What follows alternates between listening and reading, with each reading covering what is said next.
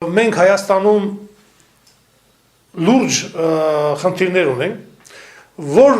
կողմնորոշումը լինի Հայաստանի, ես արդեն մոտավորապես 1500 տարի այդ կողմնորոշումը կա, ժամանակին Տիզբոն էին գնում էին Կոստանդնուպոլիս, Հռոմ, այսօր Բրյուսել, Մոսկվա, Նյու Յորք, Վաշինգտոն, այս ուղղությամբ ենք աշխատում, եւ ոնց որ այն ժամանակ էին գրողները գրում, այսինքն էլի Այս ինչը ասեց այստեղ, Տիզբոն էին գրում, այն մեկը գրում էր Հռոմ, այն մեկը գրում էր Խաբարը գրում էր Կոստանդնուպոլիս։ Նույնն էլ այսօր, Խաբարը գրում են Բրյուսել, Խաբարը գրում են Վաշինգտոն, գրում են Մոսկվա։ Այսինքն այնտեղ որտեղ որ հարցեր են լուծում։ Դրա համար ես կուզենայի որ դուք մի մոմենտ անջատվեիք այդ ամեն ինչից, ընդունեիք մի սուբյեկտ, ասենք մի կետ, որտեղից դուք նայում եք, բայց վերևից էլի, նայում եք աշխարհում թե ինչա տեղի ունենում, ինչ գործընթացներ են գնում, այդ գործընթացները ուր կարան բերեն, ով կլինի հաղթող, ով կլինի պարտող, եւ վերջապես մենք ում հետ լինենք, որ լավ լինի, հաղթողի հետ լինենք, թե պարտվողի հետ լինենք, ոնց լինենք եւ այլն։ Քանի որ ես հաճախակի լսում եմ, որ մեր հայրենակիցները ասում են, որ մենք կորցնում ենք անկախությունը, ամեն մեկ այդ անկախությունը ասել է իր ձևով է պատկերացնում, մեկը պատկերացնում է թե դրոշ գիմն ունենք, ուրեմն մենք անկախ ենք, մյուսը պատկերացնում է, որ մենք զավոդ գործարաններ ունենք, ուրեմն մենք անկախ ենք, այն մյուսները մտածում են թե մենք մեկի դաշնակի, դաշնակից ենք, ուժեղ հետ, ուրեմն կամ կախված ենք, կամ անկախ ենք։ Բայց ես ուզում եմ, որ նախ եւ առաջ իմանաք, որ աշխարհում երկու պետություն կա անկախ, որը դուք չեք պատկերացնում, որ դրանք անկախ են, դա Կուբան եւ Հյուսիսային Կորեան։ Մնացած բոլոր պետությունները կախյալ են, անկախ ամեն ինչից։ Բայց դա մեր այսօրվա թեման չի, մեր այսօրվա թեման է աշխարհը 21-րդ դարում։ Եվ ես ուզում եմ սկսել այն գործընթացից, որը նոր թափ տվեց աշխարհի աշխարհաքաղաքական նոր գործընթացին։ Դա 20-րդ դարի վերջում ԽՍՀՄ-ի փլուզումն էր։ Երբ որ երկբևեռ աշխարհական կարգի ժամանակ Միացյալ Նահանգները եւ Սովետական Միությունը պայքարում էին ու մոդելն է ճիշտ աշխարհում, այսինքն երկուսն էլ ունեին իրենց առաջարկած պրոյեկտը։ Մեկը ասում էր, որ կապիտալիզմն է ճիշտ, մյուսը ասում էր, որ սոցիալիզմն է ճիշտ։ Եվ այս պայքարում ԽՍՀՄ-ը պարտություն կրեց։ Եվ դա մարդկության պատմության վրա շատ ցավալի հետքեր թողեց, որ մարդիկ դա չէին էլ պատկերացնում այն ժամանակ։ Երբ որ Միացյալ Նահանգները հաղթեցին, իրանք զգացին, որ երկբևեռ կարգը խախտվեց, ուրեմն իրանք մնացին միաբևեռ հզոր տերություն եւ իրանք կարող են աշխարհին թելադրել իրենց կամքը։ Այսինքն ոնց ասենք, այդպես պետք է լինի։ Նույնիսկ ամերիկացի ճապոնական ցակումով փիլիսոփա Ֆուկույաման գրեց պատմության վերջը։ Որ այսինքն, երբ որ լիբերալիզմը հաղթեց, իրեն արդեն կոնկուրենտ չկա, մրցակից չկա, նշանակում է լիբերալիզմը ամենաճիշտն է եւ բնականաբար թելադրող է։ Բոլորը պետք է ընդունեն այդ մոդելը։ Բայց անկախ ամեն ինչից, նրանց կամքից ամերիկացիների աշխարհում սկսեցին փոքր լոկալ օջախներում պայքարել ընդդեմ ագրեսիվ լիբերալիզմին։ Եվ Միացյալ Նահանգները 10 տարի մոտավորապես փորձեցին ստեղծել այդ միաբևեռ աշխարհակարգը, բայց իրենց չհաջողվեց։ Չնայած Ռուսաստանը պարտված ջախջախված էր եւ կարելի ասել օկուպացված էր, որովհետեւ ամերիկացիների բոլոր հետախուզության ներկայացուցիչները նստած էին Ռուսաստանում, օրենքները գալիս էր Վաշինգտոնից, օրենքները տպում էին միանգամից թարգմանելով անգլերենից ռուսերեն, մենակ տանում էին պրեզիդենտին նախագահին ասում են ստորագրի։ Նա էլ կես լուրջ, կես հարբած վիճակում ստորագրում էր, դա որտեվ ասում էր, ասենք, ես ինչ ֆլանկյաս կարդացել ես, կարդացել եմ, ստորագրի։ Ու այսպես ընդունվում էր օրենքներ, որը բացարձակապես հակասում էր Ռուսաստանի պետական շահերին, բայց համապատասխանում էր ներքին կոմպրոդորական օլիգարխիային եւ դրսի ուժերին, որովհետեւ նրանք այսպես ասած վաճառում էին իրանց երկիրը։ Դա միգուցե իրանք չէին համարում, որ դա իրանց երկիրն է, բայց ամենայնիվս վաճառք էին հանել։ Եվ մոտարապես 10 տարի տևեց այդ վաճառքը։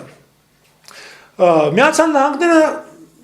տեսան, որ եկել է նոր աշխարհակարգի ժամանակը։ Իրանք նույնիսկ մեծ Բուշը, Ջորջ Բուշ մեծը հռչակեց, որ նոր աշխարհակարգի ժամանակն է եկել։ Եվ այդ աշխարհակարգի թելադրողը Միացյալ Նահանգներն են։ Սակայն 90-ական արդեն 21-րդ դարում օջախներ առաջացան հանձինս Չինաստանի եւ փորձեր սկսեցին անել ռուսները, որոնք փորձեցին դիմակայել այդ ագրեսիվ պահվածքին Միացյալ Նահանգների, որը պարզապես առհամարելով բոլորի կարծիքը թելադրում էր իր կամքը, շատ գրեհիկ բռի ուժի ձևով։ Բայց քանի որ տեսնում են, որ աշխարհում դիմադրություն է ձևավորվում, երրորդ երկրներում եւ այլն, նրանք որոշեցին, որ պետքա քաղցր ձևով ներկայացնել այդ այսպես ասած գրավումները, ստրկացումները քաղցր ձևով ներկայացնել։ Ու այդ ժամանակ առաջ են գալիս նոր քաղաքական սուբյեկտներ,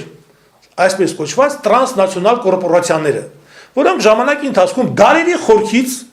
եկել են կուտակելով հարստություն եւ իրենց բարոյականության, ձևավորելով իրենց բարոյականությունը եւ փիլիսոփայությունը, հասել են մինչեւ մեր օրերը, ասենք իրանք միջին արևելքից դուրս են եկել են մտել են Եվրոպա, Եվրոպայից անցել են Ամերիկա եւ լավ արմատներ են նետել են գցել այնտեղ ու դարձել են շատ հարուստ եւ ունեն իրենց փիլիսոփայությունը։ Այս տրանսնացիոնալ կորպորացիաները ստեղծեցին տրանսնացիոնալ բանկեր, ընկերություններ, դրանք նմանատիպ, ասենք, եթե վերցնենք 17-18-րդ դարի մոդելներին, դրանք այսպես ասած փակ կազմակերպություններ են հանձնես տամպլիերների, ռոզենկրեցիաների, մասոնական ությակների եւ այլն եւ այլն։ Հետո նրանք դարձան մեծ ընտանիքներ, այդ մեծ ընտանիքները միավորվելով դարձան մեծ կորպորացիաներ, եւ նրանք որոշեցին, որ եթե մենք ունենք գումար եւ իշխանությունը դա առարկա է, product է, արտադրանք է, մենք կարող ենք գնել։ Դա շատ թանկ արժե այդ իշխանությունը, բայց գնողը մենք ենք։ Եվ նրանք որոշեցին, որ պետք է նշանակեն, իրենք նշանակեն այդ նախագահներին եւ ասեն այդ նախագահներին, թե ինչ պետք է անել։ Այստեղից առաջանում է նոր գործընթաց, այսպես կոչված գլոբալիզացիան, որ իրանք շատ մեղմ եւ շատ փափուկ բաց էին դնում մարդկության գլխի տակ ասելով. գիտեք ինչ, աշխարհը գլոբալիզացված է։ Այսինքն, եթե որևէ տեղի ունենում էկոլոգիական, ասենք, ինչ-որ արավիկ, մենք բոլորս պետք է գնանք օգնենք, դա գլոբալ պրոցես է, օրինակ ազոնի շերտը երկրի դա գլոբալ պրոցես է, մենք խնդիրը մենք բոլորս պետք է լուծենք, գլոբալ տաքացումը մենք պետք է բոլորս միասին, կա աղքատության խնդիր, մենք բոլորս պետք է, սա գլոբալ խնդիրներ է եւ մենք այս բոլորս պետք է գլոբալ լուծենք եւ ասում են շատ խելացի բաներ եք ասում, բայց այդ փափուկ խոսքերի տակ իրանք դնում են իրենց ծածուկ գաղափարը, այսինքն տիրել, գրավել եւ կառավարել։ Ինչպես էին նրանք դա առաջարկում։ Նրանք ասում են, որ պետություն հասկացողությունը սպառել է իրան, ազգային պետություն, սուվերեն պետությունը սպառել է, նրանց փոխարինելու պետք է գան տրանսնացիոնալ կորպորացիաների ներկայացուցիչները, այսինքն տոպ մենեջերները, որոնք պետք է գան ավելի պրոֆեսիոնալ են, ավելի ընդունակ են եւ նրանք կարող են լավ կառավարել։ Այսինքն, եթե դու Ռուսաստան ունես հումք, շատ ունես հումք, բայց դու չես կարողանում այդ հումքը լավ կառավարել։ Մենք կնշանակենք այդտեղ մեր մենեջերները, իրանք լավ կկառավարեն, իրանք կորոշեն ում ինչքան տան, քանիսով տան եւ այլն։ Դա կլինի Միացյալ Նահանգների կառավարությունը, եվրոպական երկրների կառավարությունը կապ չունի։ Մենք ենք աշխատավարձ տալիս այդ տոպ մենեջերին, անուն դնում ենք նախագահ,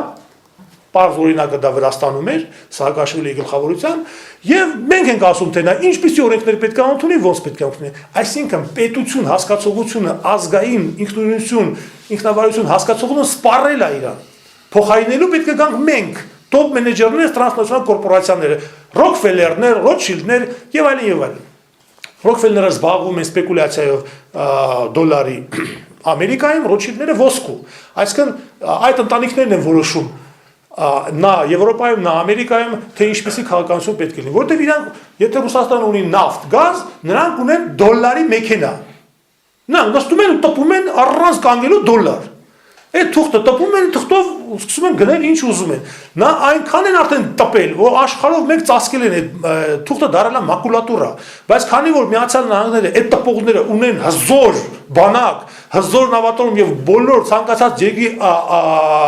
երկրին կարող են, եթե նա, ասենք, չի ենթարկվում իրենց կանոնին, հումանիտար օգնություն ուղարկեն, հրթիռներ, պարզա որ այդ երկիրը հասկանում է, որ պետք է օգտվի այդ պիտակներից, այդ յառլիկներից եւ ընդունի, որ դա արժեք է։ Մյուսը ոսկու գինն է որոշում, օրը երկու անգամ որոշում է ոսկու գինը։ Այսօր կասի $1 ցածր, մյուս օրը կասի $1 թանկ, եւ մենք բոլորս ենթարկվում ենք այդ կանոններին։ Բայց իրանց քվաշ տվող կա, այսինքն այդ ով որ ասում եմ դուք սպառել եք կամ պետության ներկայացուցիչները ասում են ոչ պետությունը դեռ եւ պետական ինքնուրույնությունը չի սպառել, որովհետեւ գլոբալ process-ները բոլորը որոշում է պետությունը դերևս սկսած իմպերիալ կայսրությունների ժամանակ Մակեդոնացու եւ այլն ինքն է եղել թելադրողը գլոբալ process-ների եւ ինքն է եղել գեներատորը այդ process-ների, որովհետեւ եթե գլոբալիստներն ասում են որ այս process-ը նոր երևույթ է, պետություն ընդունողները եւ ճանաչողները ասում են ոչ, դա միշտ է եղել այդ գլոբալ process-ը եւ պետությունը եւ ազգային ինքնուրույնությունն է եղել այդ ամեն ինչի դրթիչն ու ուղղորդողը։ Դրա համար նրանք իրար մեջ ունեն սուր հակասություն։ Այսօր եթե վերցնենք նույն Միացյալ Նահանգներում այդ հակասությունը կա, որոնք կողմ են պետության ինքնուրույնության, Ամերիկայի Միացյալ Նահանգների պետության ինքնուրույնության, կա Էնգալը, կա Լինդեն Լարուշը, կա որոնք պայքարում են, որտեղ նրանք ասում են, որ Ամերիկան օկուպացված է բրիտանական, հոլանդական թագավորական տների կողմից եւ նրանք շահագործում են Միացյալ Նահանգները եւ Միացյալ Նահանգների ներքաշերն ահավոր ահռելի պարտքի տակ, տրիլիոն դոլար պետությունը պարտք ունի, ում ֆեդերալ ռեզերվնա սիստեմա այսինքն մեծ պարտքիները եւ այդ պարտքը երբ ուզենան պետքա փակվի պետությունը եւ Ամերիկան կանգնած է դեֆոլտի առաջ եւ այդ պետության ներկայացուցիչները, որոնք համարվում են կասկածողներ, այսինքն այդ գլոբալիստների թեզին կասկածողներն են իրանք։ Դրանց հետ մեկտեղ կան միամիտներ։ Այս միամիտները նրանք են, որոնք կարծում են, որ այս ամենը նոր երևույթ է։ Այս process-ները չգիտես ինչու օբյեկտիվ որտեղից որտեղ հայտնված մի գործընթաց է եւ նույնիսկ մենք չգիտենք թե այս գործընթացը ուր կտանի։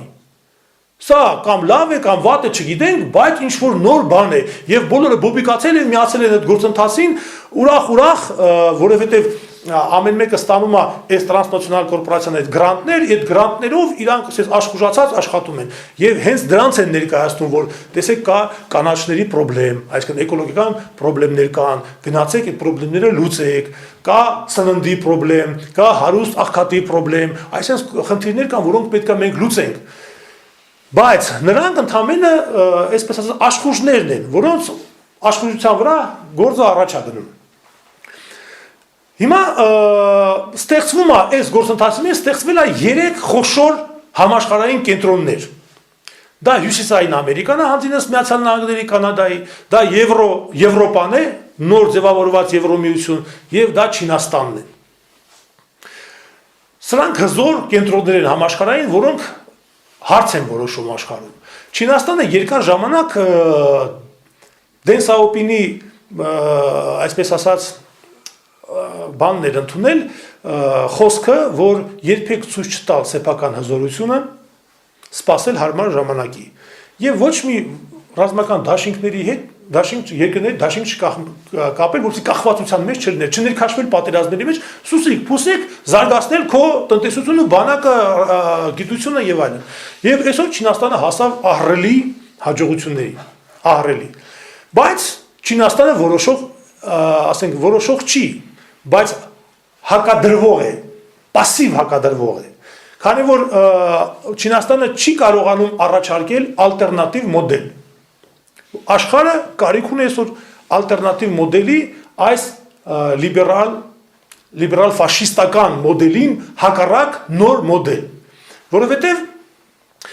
այս երկու համակարգները, պետական կոչվածները եւ տրանսնացիոնալ կորպորացիաները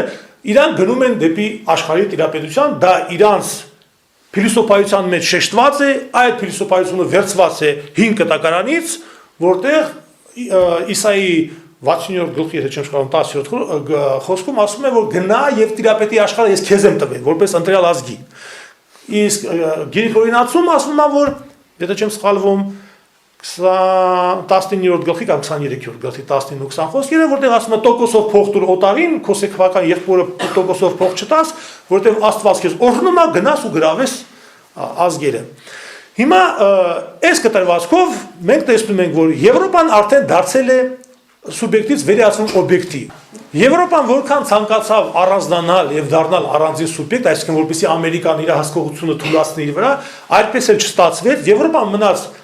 այսպես ասած, Ամերիկայի խամաճիկ եւ չկարողացավ վերջնական ինքնուրույնություն ձեռք բերել։ Եվրոպայում Ամերիկայի դաշնակիցներն են Բրիտանիան, իսկ Լինդեն Լարուշը ասում է, որ ընդհակառակը Ամերիկան է ենթարկվում Բրիտանիային, եւ այս երկու պետությունը որոշում են եւ Եվրոպայի ճակատագիրը եւ իրանք շատ ծրագրեր ունեն շատ փոփոխություններ անելու աշխարհում, որպեսզի վերցնեն իրենց տիրապետության տակ ամբողջ աշխարհը։ Հիմնականում ինչն է կռիվը։ Դա շատ կարևոր կոմունիկացիաները վերցնել իրենց հսկողության տակ, ճանապարհային, նավթային, գազային, ռեսուրսային եւ այլն, նույնիսկ Ամերիկայի դոկտրինայի մեջ կա, որ բոլոր խաչմերուկները ցամաքային, ծովային պետք է լինի Ամերիկայի Միացյալ Նահանգների հսկողության տակ։ Այդ նշանակում է, որ նույնիսկ եթե դու հումք ունես, եթե ուզում ես որևէ տեղ հանես, դու պետք է ենթարկվես Միացյալ Նահանգների պահանջներին։ Երկրորդը տարածքները բոլոր աշխարհակաղակական գիտության օրենքն է, թեզն է, որ հսկողություն տարածքների վրա, բացի դրանից հսկողություն այդ տարածքներում ձևավորվող արժեքների վրա, ավելի լավ է, որ մենք թելադրենք, նրանք ընդունեն մեր արժեքները, եւ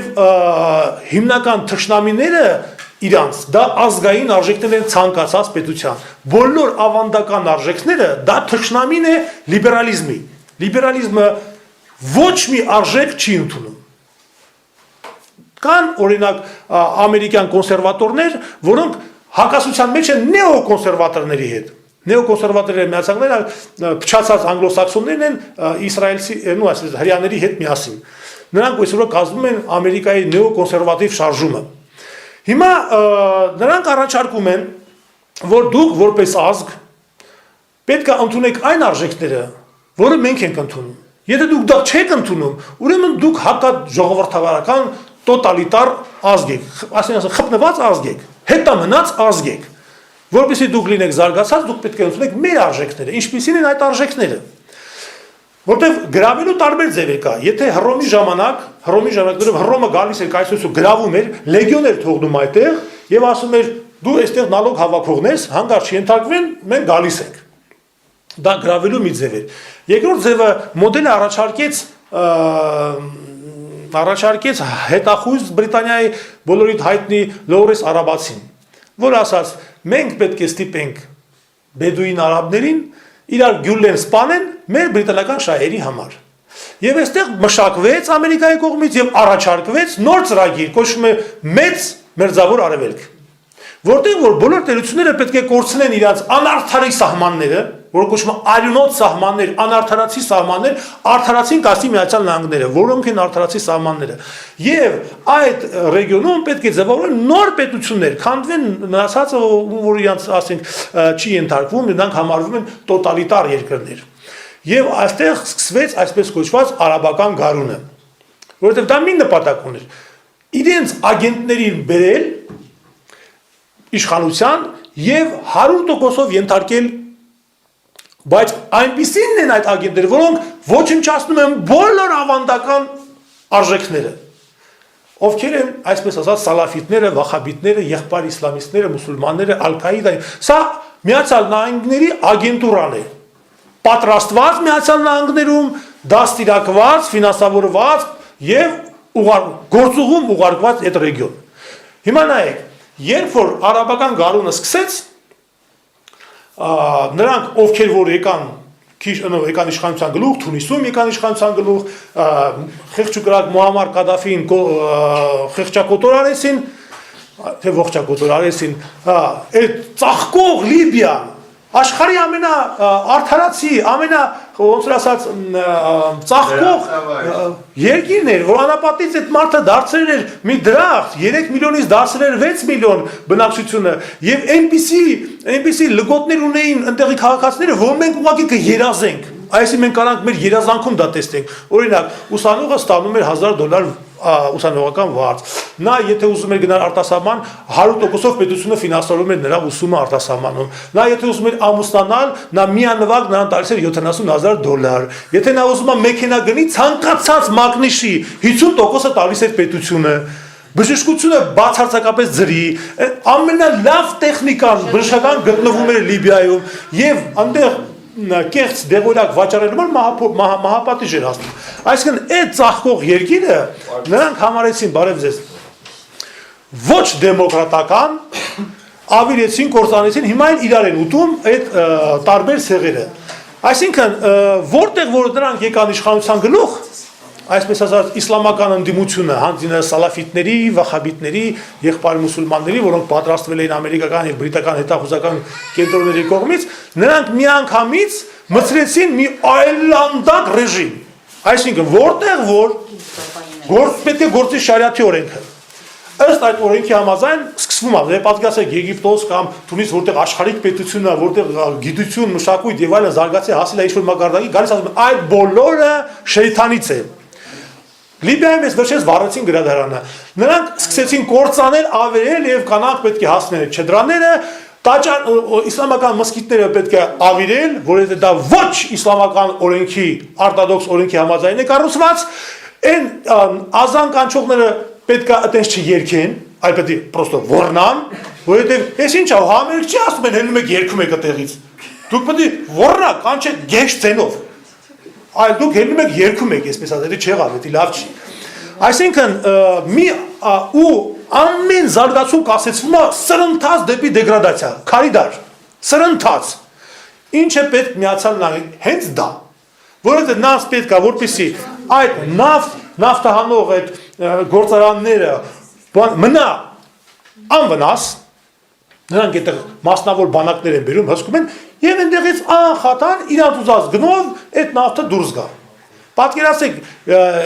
Լիբիան ուներ $900 միլիարդ գումար։ Երբ որ Եվրոպան նրանց կործանեց, ասեցին որ դա դիկտատուրայի փողերն են։ Եվ յուրացրեցին։ Ասում են, բայց պետությունը դա պետության գումարն է, չէ՞, հետ ասեցին լավ, շատ եք ուզում մի 100 միլիարդ կտանք, դրանով բավարարվեք։ Մնացած 800-ը, պատկերացնում եք ինչ յուրացրեցին, սա ռազմոյնիչի բանդիտական մի ռեկետական ձև է, որ Միացյալ Նահանգները կավբոյներից սկսած այդ ձևը իրանք շարունակում են օգտագործել, որտեղ որ զգում են թուլություն, տեսնում են որ հնարավոր է հափշտակում են, եթե նա չի ենթարկվում իրանք օրենքներին, եթե չի ենթարկվում, այսինքն բարի կամքով չի տրվում։ Մուբարակը նա ամերիկացիների մարդն էր եւ ծեր մարդ էր 80 տարեկան 82 նույնիսկ եւ Ամերիկայի ստանում էր 4 միլիարդ դոլար դոտացիա, այսպես ասած, օգնում են, դե լավ էր։ Հետո եկան ասեցին, գիտես ինչ, դու լավ մարդ ես, բայց դե աշխարհը գիտես ասում են որ դու դեմոկրատ ես, բան ես, արի մի հատ մասնավոր հերոստատեսություն տուր մենք բացենք։ Մասնավոր դա կլինի որ դու դեմոկրատ ես, որ ասենք աշխարհի տեսեք Եգիպտոսին ժողովրդավարական գործընթաց են սկսել։ Այս խեղճ մարդն հավատաց դե ամերիկացուն հավատալը պատկերացրեք։ Ամերիկացիները մի անգամից մասնավորները սկսեցին ֆինանսավորել եւ գնաց հակապետական քարոզը։ Հետո ասել դե գիտես ինչ պետք է մենք իս ինտերնետը զարգացնենք, չէ որ դու Եգիպտոս, արաբական երկրների համար դու ավանգարդ ես, դու պետք է լինես օրինակելի։ Բացեցին Facebook-ը ցանցը ստեղծեց եւ նոր ասես գիտեք ինչ Մուամարը Մուբարակը դիկտատոր է։ Եվ նրանք, ում որ ինքը տվեց այդ ազատությունը, որը պետք է ստեղծեն, զարգացնեն եւ այլն, դուրս եկան եւ գլուխը ջարդեցին քարերով, հետո փախցրեցին, պահեցին, մինչեւ որ հիմա մինչեւ իմ հետ պարալիզացված պարկացավ։ Այսինքն, այս մոդելը գործում է անխափան, մինչեւ որ ռաստեկան Սիրիայի։ Եվ որ այս ծրագիրը սկսեց, այսպես ասած, ցայթակել։ Այո։ Երբ որ նրանք տեսան, որ արաբական աշխարհի մեջ ատելություն եւ վրթովմունք է առաջացել այսպես կոչված այդ սալաֆիտներ, վախաբիտներ դրանց նկատմամբ, որտեղ որ սրանք մտնում են ավերար, արյուն, սուկ եւ այլն, եւ ախմախ օրենքներ, այսպես ցնդած օրենքներ, քարիդարի նախնադարյան օրենքներ, այսպես ասած, ու ժողովուրդների մեջ արաբական սկսեց ընդվզում, նույնիսկ Թունիսում, գլուխ բարձրացրեցին աշխարհիկները, Հորդանանում աշխարհիկները, որ ասեցին, գիտեք ինչ կա, մենք արդեն զարգացել հասել ենք այս աստիճանի։ Հիմա դուք նորից մեզ ուզում եք հետ տանեք այն 6-րդ, 5-րդ դարերը, որտեղ Մուհամեդի ժամանակվա օրենքներով պետք է իրան գործեն։ Եվ Միացյալ Նահանգները, որոնք մինչև այդ լավ էին զգում, այսինքն իսլամիստները հաղթել են, իրանց ենթակայության տակ են, Իրաքը կործանված է, դե Իրաքին Սադամ Հուսեյնին հռչակեցին, որ նա դիկտատոր է, մտան ջախջախեցին, գրավեցին, բայց մինչև այդ իրանք դա Հարավսլավիայում արեցին։ Այդ նույն գործընթացը, նույնը լրիվ հռչակեցին իրան դիկտատոր եւ իրանք ունեին, այսպես ասած, նախընտրական սպեցնազ, որտեղ որ պետք է գցում են, իրանք միանգամից նախապատրաստում են ջահելությանը, լավ կոփում են գրոհիները առաջի շարքից, այն նիզակավորները հետին շարքից, այդ լրիվ ինֆորմացիոն դաշտը գրավում, պատրաստում են եւ այդ դիկտատորեն սկսում են աշխատել։ Դրա հետ մեկտեղ բոլոր օպերատորները հենվաղ հեռախոսները չկային։ Հիմա է որ հեռախոսները ասած ընկերներ իրար նկարում են։ Այն ժամանակ օպերատորները միջազգային, համաշխարհային, CNN, BBC, ինչքան կային։ Այդ ցույցերի վրա ընկած մեջտեղ նկարում են, դե պատկերացեք, որ մի երկրի ղեկավարը կուզենա բռնի ուժ կիրառի, այդ մենակ ասիական երկրներում Հանձինես Քարիմովի կարան դնեն արդեն փշրեն բուլդոզերով դա ասեն թե բանդիտներ էին ստացան իրանցը։ Իսկ այդ ժամանակ Միլոշևիչը չէր կարող ոչ մի բան անել, որտեղ ուղիղ եթերով գնում է CNN, եթե մի բան անի, իրան պետք է հրճակեն, որ ինքը դիկտատոր է կամ մարդասպան է եւ այլն։ Եվ դրանից գրգռվելով ամբողը, որ իրանք անպատիժ կմնան, ավելի էին գրգռված աշխատում, բայց քանի որ հարց կար ՆԱՏՕ-ի, Կոսովոյի հարց կար, չէին կարող գցեին Միլոշևիչին, որովհետև գիտեին, որ Կոսովոյի կռիվ է գնում։ Ժողովուրդը Կոսովո հիմա ոնց որ մեր համար Ղարաբաղը, նրանց համար էլ Կոսովոն էր։ Երբ որ Կոսովոն գրավեցին, ամերիկացիները, ՆԱՏՕ-ն գրավեց Ռուսաստանի զիջմամբ Հանձինես Չեռնոմերձինի։ Նրանք երբ որ դա գրավեցին, արդեն Միլոշևիչը այլ լծակ չուներ պահելու։ Դրա համար ասեն հրաժարվի, ինքը հրաժարվեց եւ այդ ժողովուրդը իր առաջնորդին հանձնեց ու պատժվեց։ Ով իր առաջնորդին դավաճանել է, մինչև հիմա տուժում է։ Դա սկսեց Հարավսլավիայից, Իրաքը Սադամ Հուսեյնի զորքը դավաճանեց, հանձնեցին ամերիկացիներին, ինչ է կատարվում մինչև հիմա Իրաքում։ Արդեն 1.5 միլիոն ոչ պաշտոնական մարդ է մահացել։ Խաղաղ մարդ։ Իրանից հետո Իրան մեղադրում էին, որ նա քրդերին սպանել է 238 հոգի մարդ է սպանել։ Մեղադրեցին, որ դա սա դու դիկտատոր ես, մարդակեր ես եւ այլն,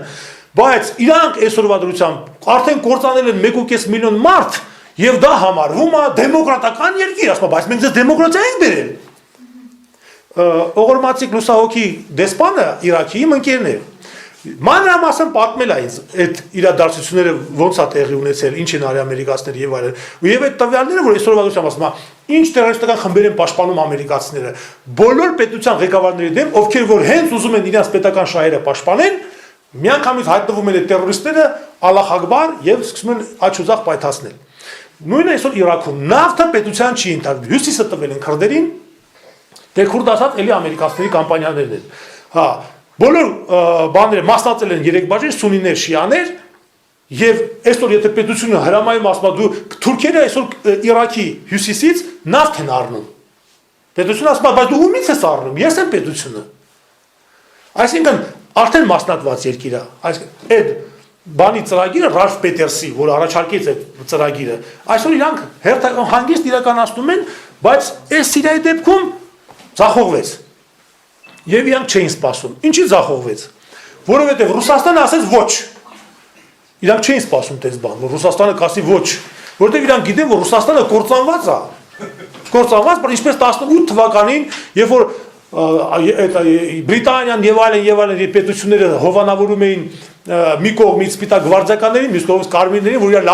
լավ կոտորեն, արդեն իրանք զորք էին մտցնում Սիբիր եւ այլն, որոշել են արդեն մասնատված, արդեն կային, այսպես ասած, պրոտեկտորատների ղեկավարներ, ովքեր պետք է գուբերնատորներ, գեներալ գուբերնատոր կարող մեկ էլ այդ Ռուսաստանը ոչ որդի ազգորդի, արդեն հետո բոլորին վտարեց, տիրություն այլ։ Հիմա նույն կարգավիճակը այսօր, որ Միացյալ Նահանգները չէին սպասում, ոչ էլ Եվրոպան, որ համառություն կցուցաբերի այս Պուտին կոչեցյալը եւ չի թողի որ ռմբակոց են Սիրիան, որովհետեւ Ռուսաստանը արդեն հասկացավ, եթե Մեդվեդևը այդ թուլամորտ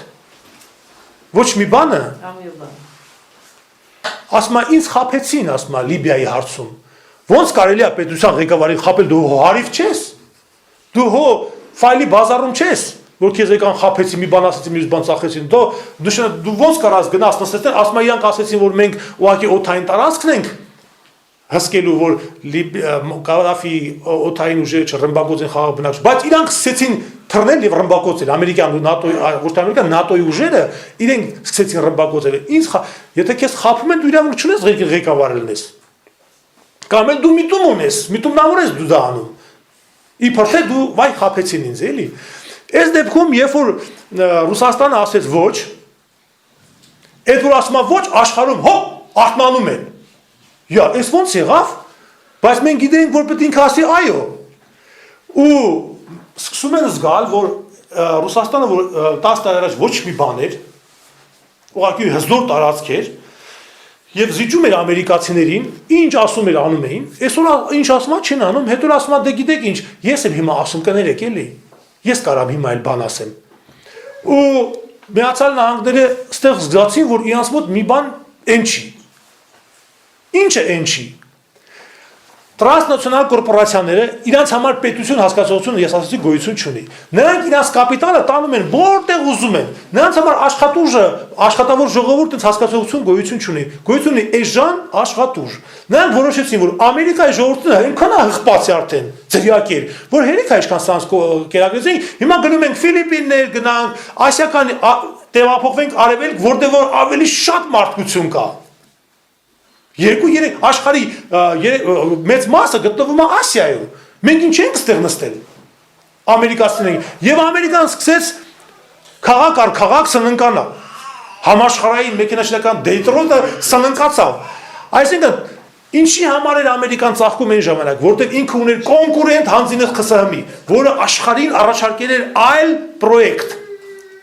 սոցիալիստական պրոյեկտ, եւ իրանք պարտավոր էին պահեն այդ ամերիկացուն տան իրան շատ լավ լգոտներ, ինքը լավ ապրի, որպեսզի չհրապուրվի ԽՍՀՄ-ով գնա այդ ուղղությամբ, եւ իրանք պետք է աշխարհին ցույց տային, որ մենք ենք լավ երկիր, երբ որ այդ հարցը փակվեց,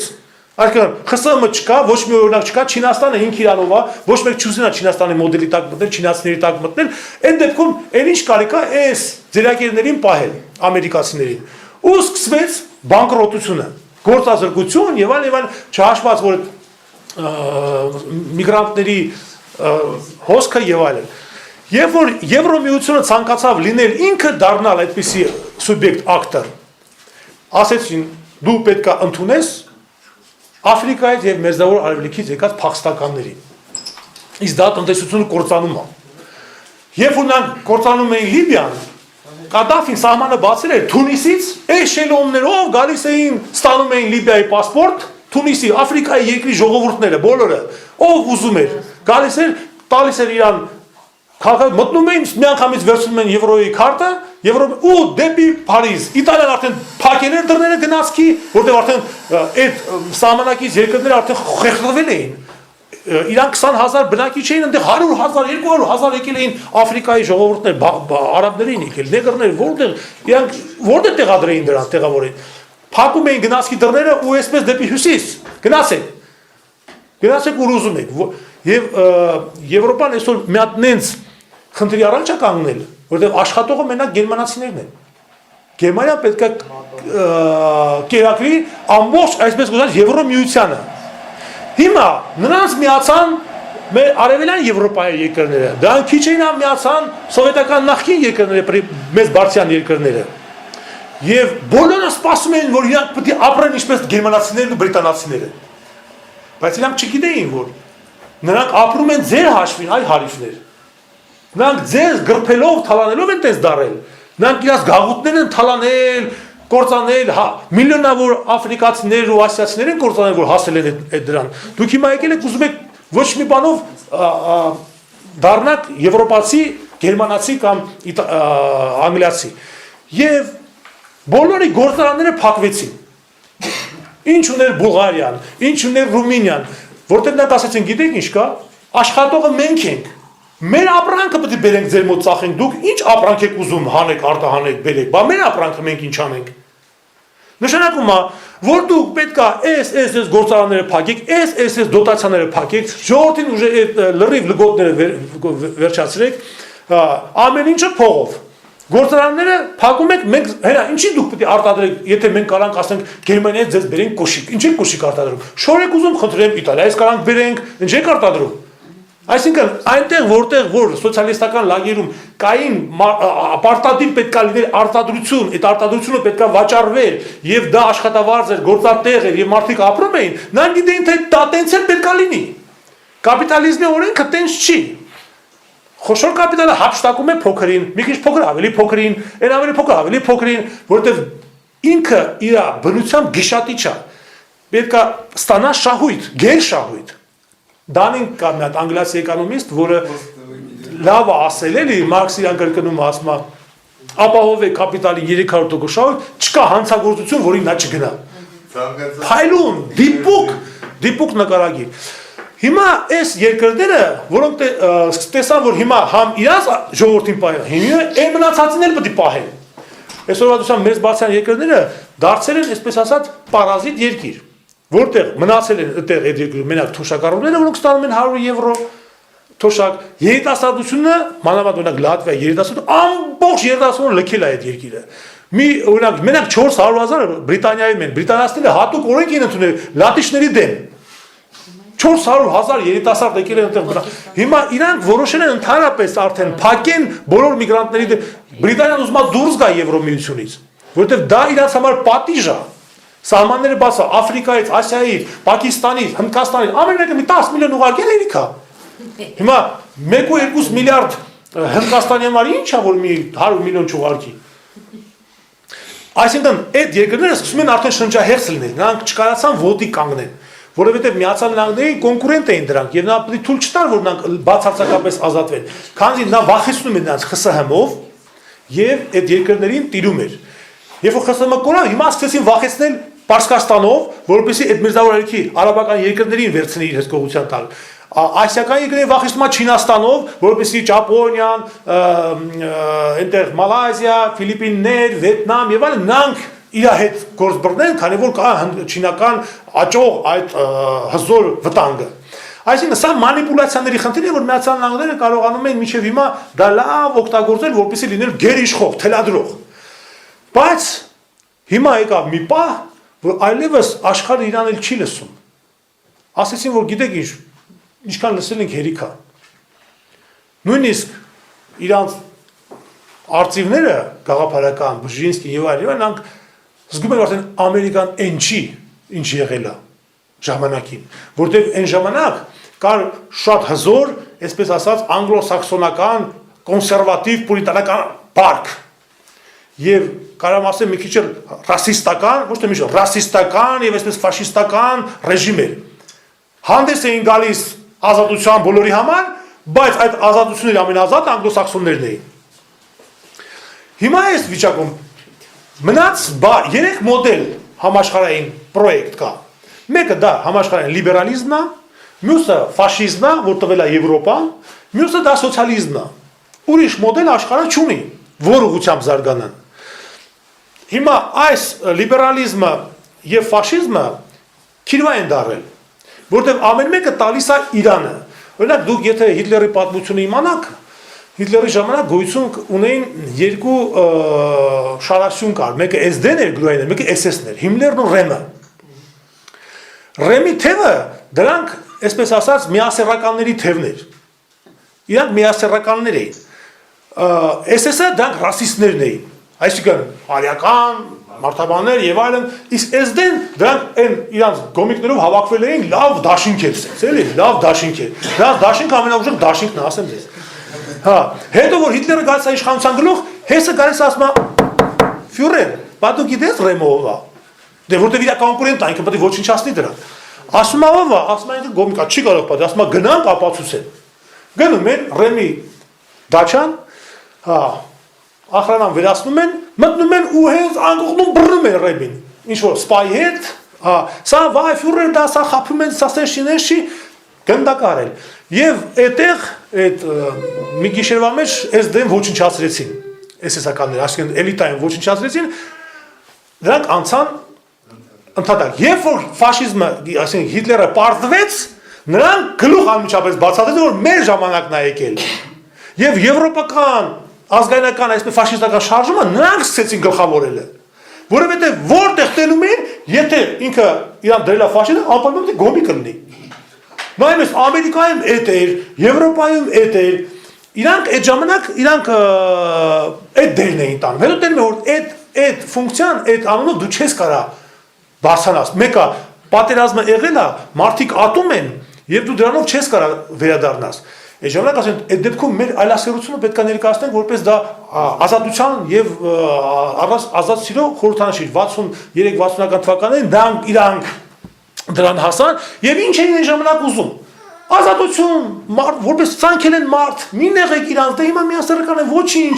Հա, բայց հետո իրանք արդեն սկսեցին իշխանություն, կամաց իրանք ազդեցությունը մեծացնել եւ ասել այլասերություն դա նորմալ է։ Եվ հիմա իրանք արդեն այնպես օրենքներ ունեն մշակած, պատրաստի, որ երկին ասում են դու սա ընդունում ես, չէ, ուրեմն դու մարդատյաց ես, դու գամաֆոբ ես, դու ֆաշիստ ես, տիրան ես, մարդակեր ես եւ այլն եւ այլն։ Այսինքն դու դրա դեմ արդեն ազգերը, որոնք ունեն տրադիցիոն արժեքներ, նրանք մնում են անպաշտպան։ Որովհետև պետությունը պետք է իրաց պաշտպանի, պետությունը չի պաշտպանում, որովհետև պետության մեջ մտել են, թափանցել են արդեն այդ գոմիկները, միայն դրանք չեն, բոլոր այլասերվածները, հիմա դրանց անունը կոչվում է սոդոմիտներ, այդ Սոդոմ Գոմորը որ կա, հիմա որպեսզի ինձ խուժանական չլինի, ասում են սոդոմիտներ, որովհետև դրա մեջ մտնում են ոչ միայն գոմիկները, այլ բոլոր տեսակ այլասերվածները, ու դրանք դա սեռական տարատեսակ է։ Սիրո տարատեսակ է, կարող է կենթանու նկատմամբ լինի, կարող է փոքր երեխայի նկատմամբ լինի, կապ չունի քանի տարեկան է, այսինքն իրանց այլասերությունը դա ներկայացնում են որպես սիրո տարատեսակ։ Հիմա նրանք կազմակերպված, ֆինանսավորված, արդեն իրանց ցանցերը ամենտեղ դրած, ամեն այս մանավանդ մեր քրիստոնյա երկրներում, բոլոր քրիստոնեական երկրներում անխտիր նրանք նստած են։ Եվ այսօր աշխատում են, որտեղ չեն կարող այդ հարցով մտնել արաբական աշխարհ։ Այդ հարցով իրանք պատրաստեցին այդ ծայրահեղական աննորմալներին, ծայրահեղականներին, որոնք ասում են, որ դուք պետք է շարժվեք մաքուր իսլամով։ Մաքուրը ո՞րն է, այդ որ ասեցի արդեն։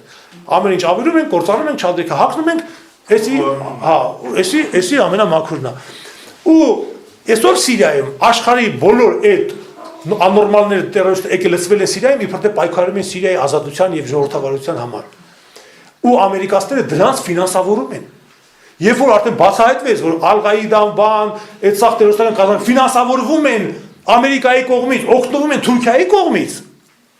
Սա մի հատ բացասակ խայտարակություն է, բայց իրանք ինչ ասում են, թքում է սերեսին ասում անձրև է գալիս, որտեղ իրանք հզոր են, իրանք ուշեղ են, դու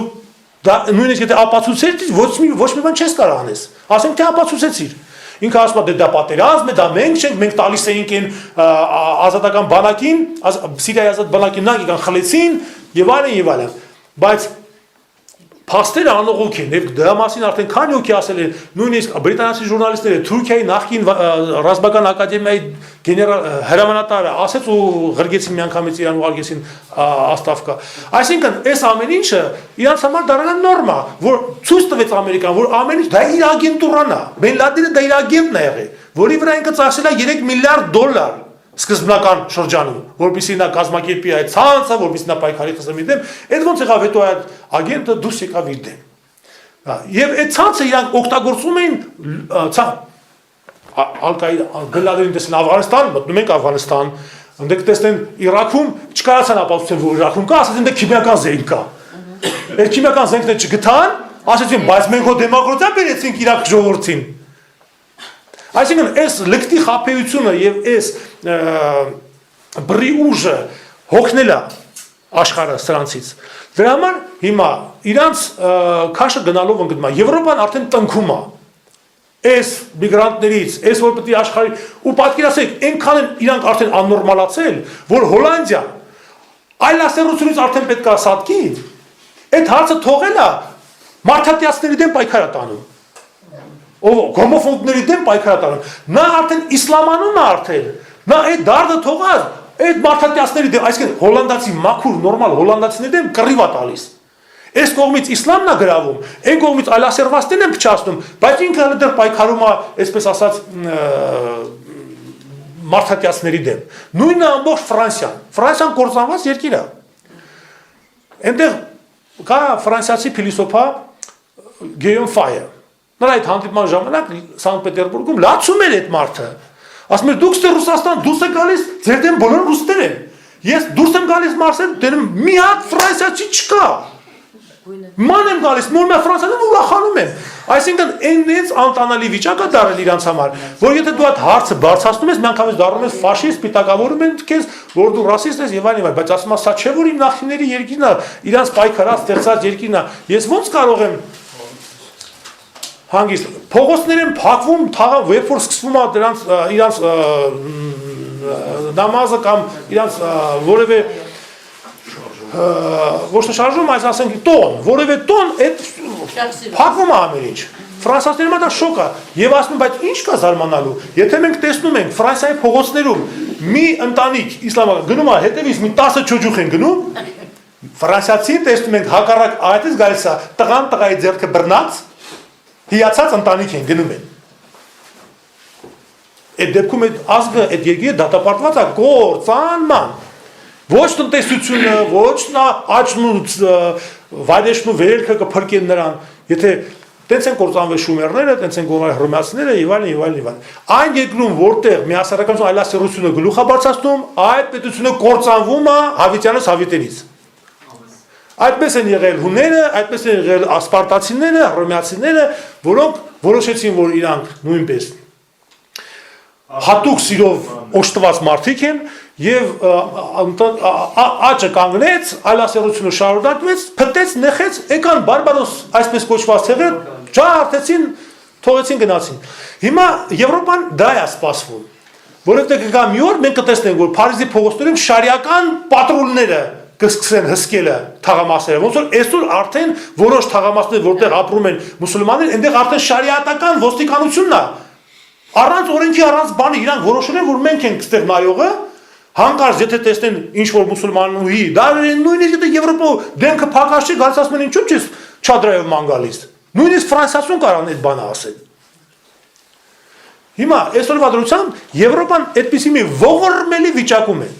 Նրանց միացել են Արևելյան Եվրոպան, նրանց միացել են ասում են Պրիբալտները, այսօր հələ ուզում են միացնել։ Այնտեղ արդեն որոշում են բրիտանացիները ոնց բրծնեն այդ դարդից, անջատվեն։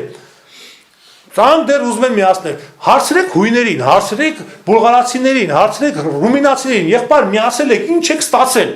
Ինչ ճոխությամբ, ինչ հրճվանքով, ինչ ուրախությամբ էին տոնում, քանի վայրկյան մնաց միանան Եվրոմիությանը, միացան, ուրա։ Եվ հետո եկան տեսան, որ գործարանները փակվեցին, աշխատանք չկա, աշխատավարձ չկա, նույնիսկ գնչուներն էին բողոքում։ Թափառական գնչումը, որ ոչ գործապետ, ոչ մի բան պետք չի։ Այսինքն Եվրոպայի վիճակը ծանր, Ամերիկայի վիճակը ծանր, որովհետև արդեն նրանք կորցրել են իրանց այն ուժը, որովհետև հա չես կարող խաբես ամեն անգամ աշխարհին։ Սա քիմիական զենք ունի, սա Բեն Լադեն ունի, սա դիկտատոր է։ Հիմա արդեն կամաց, քանի որ տեսան, որ աշխարհում ձևավորվեց մի այլ ուժ, Համձինես Ռուսաստանի, որը փորձում է ստեղծել 4-րդ կենտրոնը համաշխարհային, միանալով Հնդկաստանի հետ, 1.5 միլիարդ ժողովուրդ է շուկա եւ նախկին ՍՍՄ-ից կենտրոնական Ասիայի ժողովուրդների հետ, այսինքն պետք է ստեղծվի նոր եվրոասիական համաշխարհային կենտրոն, որտեղ պետք է ասողը լինեն իրանք, որովհետեւ աշխարհակական լեզվով եթե խոսենք,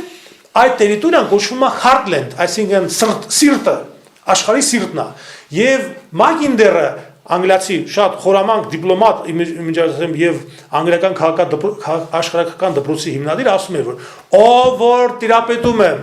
Արևելյան Եվրոպային նա ազդեցություն ունի սրտի վրա, Heartland-ի վրա, ով որ տիրապետում է Heartland-ին, նա որոշում է աշխարհի ճակատագիրը։ Եվ դա համար այս ամեն ջանք ու իրանտ, որ Եվրոպային Արևելյան միանգամից միացեցին Եվրոպային եւ այդ կոչվում է աշխարհական պատմության առանցքը, որ գալիս է Արևելյան Եվրոպա, Մերձավոր Արևելք եւ գնում է դեպի մինչեւ Չինաստան, այս գիծը որոշում է աշխարհի ճակատագիրը։ Դրա համար էլ գնում է կռիվը։ Եվ ինչ պետքա տան այս կռիվը Մերձավոր Արևելքում, ինչի համար դա արեցին, ինչի համար դա պատրաստեցին ամերիկացիներն ու եվրոպացիները, որովհետև նրանց նպատակն էր քանդել այդ առանցքի վրա գտնվող բոլոր պետությունները, ինչի համար, որպեսզի նրանց սահմանները լինեն թափանցիկ։ Այսինքն Թունիսից մինչև Պակիստան, պետք է լինեն թափանցիկ սահմաններ։ Ինչի համար լինեն թափանցիկ սահմանները, որպեսզի ցանկացած աշխարհի ցանկացած տեղից բերեն ահաբեկիչներ պատրաստված եւ ասեն առաջ դեպի Չինաստան։ Նրանց սահմանակիցը եւ նրանց կետը նպատակը դա ույգուրների ինքնավար մարզն է։ Ինչի համար, որովհետեւ դրանով կարող են իրանք քանդել Չինաստանը։ Չինաստանը միակ վտանգն է այսօր ամերիկացիների համար։ Մոնոլիտ, մոնոէթնիկ, մոնոմենտալ, նրանց ներում բերքում չկա, այսպես ուտելով գնում են։ Դրա համար միակ վտանգը ամերիկացիների համար դա դրանք չինացիներն են։ Ինչ անեն, եթե չինացիներին չկործանեցին, կործանվում են իրանք։ Դրա համար պետք է ամեն ինչ անել, որպեսզի այդ սահմանը լինի բաց, եւ այդ վախաբի, սալաֆիտ, եղբայր մուսուլմաններին ինչքան տերորիստ աննորմալ կա, բերեն հավաքեն այդտեղ ու տեղից քշեն դեպի Չինաստան։ Դա հարավային առանցքն է։ Կա դրա հյուսիսային առանցքը։ Եթե այս հարավայինով դրանք արաբներն են եւ արաբ-իսլամական շարժումն է, հյուսիսով պետք է դա թուրքական իսլամը։ Այսինքն Թուրքիայից դեպի հյուսիսային Կովկասով, Միջին Ասիայով միանում են, գալիս են, իջնում են դեպի նորից Ույգուրիա, Սինցիան։ Դա մի նպատակ ունի, հասնել հյուսիսից հարվածել Ռուսաստանի հարավին, ամենաթույլ տեղը, հարվածել Ռուսաստանին, այնտեղից իջնել հարվածել Չինաստանին։ Այս կռիվն է գնում այսօրվա դրությամբ եւ սրա համար դաժան պայքար են մղում աշխարհի կենտրոնները։ Լավ հասկանալով, որ այստեղ ոչ թե որևէ մի երկիր, որտեղ գնում են ընտրություններ, դա ոչ թե խոսքի օրինակ դեմոկրատիայի հարց է, տնտեսության աճի կամ ոչ աճի, ակցիաների բարձրացման եւ որտեղ այդ ակցիաները կարող են ռոպեական բարձրացնել կամ կործանել։ Ինձ սրանից մի քանի տարի առաջ, երբ որ ես ասում եմ, որ Թուրքիան ամենախոցելի երկիրն է եւ ընդհանրապես ես սխալվեցի հարցում, որ առաջինը պետք է սկսվեր Թուրքիայից։ Այս գարունը պետք է ասեմ, բայց εμր ասում են շաբաթը ավելի շուտ եկավ, քան ուրբաթը։ Երբ որ Թունիսում էս ծագեց, process-ը գնաց, արաբական երկրները բռնկվեցին, Թուրքիան մի քանի տարով հետաձգվեց։ Նրա կործանումը հետաձգվեց։ Ինձ ասում են, այսքան բանակ ունի, այսքան տնտեսությանը աճը, նա գիտես ինչ տնտեսություն ունի։ Ես ասում եմ, որ քանը չի մնալու։ Այդ տնտեսություն դա դրանք ֆիկցիաներ են բոլորը։ Դա բիրժաների, սպեկուլյանտների բանա, խաղակ, շուլերների խաղա։ Այսօր բարձրացնում են պայմանավորված, ասում սրանը բարձրացրա, նա բարձրացրա, սրանը իջացրա, նա իջացնում է։ Այսպես խաղում են բիրժաներում։ Եվ թվում է, այսպես ասած, ստեղծում են մի հատ բարենպաստ պայմաններ, որ սկսում են հավատալը դրան։ Հիմա այսօր Թուրքիան դարձել է արդեն անպիտան, որտեղ դերը ֆունկցիան Թուրքիայի բրծել է։ Եթե առաջ կար ԽՍՀՄ-ի դեմ պայքարելու եւ այլն դերը տանելու, հետո ասեցին դու սկսի քո թուրքական շարժում տեսան դեր չի կարողանում եւ այլն, եւ Թուրքիայի ներսում կա լուրջ խնդիրներ, լուրջ խնդիրներ, այդ խնդիրները իրանք ներսից պետքա կործանեն այդ երկիրը։ Եվ դա իրականանալ շատ մոտ ժամանակներ մենք կտեսնենք։ Մի անգամ Մոսկվայում մի կին ասեց. մենք չտեսնանք մեր երեխաները թող տենա, բայց դուք ինչ եք արել, որ ձեր երեխաները տեսնեն։ Որտեղ ամեն մի մեր սերունդ գցում է այն երեխեքի վրա։ Իրանց անգործունեությունը, թամբալությունը, ծուլությունը, այն Թումանյանը լավ ասում չէ, որ նստած ընկուզենուց ապրեք երեխեք, բայց մենք նույնիսկ ասի աղբեր ջան, ծառի տակ նստած ամբողջ օր ուտես խմես քեֆ անես, այդ երեխեքը ո՞նց լավ կապրեն։ Այսինքն ինչ եք արել այդ երեխայի ապագայի համար, որ մի հատ պահանջեք, հետո որ իրանք լավ ապրեն կամ չապրեն։ Դրա համար հիմա քանի որ գնում է այս հյուսիսային թևի առանցքի պատրաստումը դեպի Չինաստան, հիմա եթե Սիրիան պարտվում, Սիրիայում ամերիկացիները պարտվում են, Սիրիայից պետք է այս ահաբեկիչները Ռուսաստանից ահագին կան, չեչեններ եւ Հյուսիսային Կովկասի դաղստանցիներ եւ այլն կան։ Հիմա նրանց պետք է հետ բերեն Դաղստան, եւ այնտեղ սկսեն այդ նույն բանը։ Ու այդտեղից Թուրքիան լավ ֆինանսավորում է դրանց։ Այս ամեն ինչը հասկանալով մենք պետքա մեր կողմնորոշում ունենանք։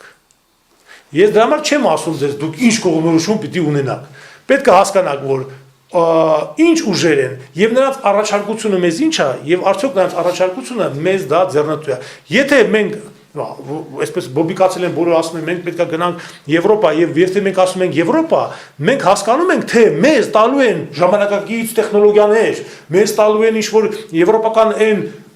19-րդ դարի արժեքները, որոնք Նիցշեի դպրոց, Չեսիմանը փիլիսոփայական այս արժեքները եւ այլն, բայց դրա փոխարեն մենք ստանալու ենք մի այլասերված համակարգ, որի տակ